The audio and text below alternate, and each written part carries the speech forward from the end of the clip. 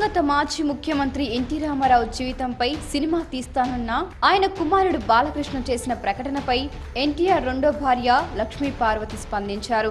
ఎన్టీఆర్ జీవిత చరిత్రను యథాతథంగా తీస్తే అభ్యంతరం లేదని, కానీ చంద్రబాబు వేసిన వెన్నుపోటు రాజకీయాన్ని వక్రీకరించి తనను దుష్టశక్తి అనో ఇంకొకటనో సినిమా తీస్తే తాను అంగీకరించజాలనని ఆమె అన్నారు. ఎన్టీఆర్ గతంలో చంద్రబాబు గురించి చేసిన వ్యాఖ్యల వీడియోలు ఉన్నాయని, వాటి ఆధారంగా కోర్టుకు వెళతానని ఆమె అన్నారు. ఎన్టీఆర్ జీవితంలో చంద్రబాబు విలన్ అని, అలా కాకుండా ఆయనను హీరో చేస్తే అంగీకరించేది లేదని లక్ష్మీ పార్వతి తెలిపారు.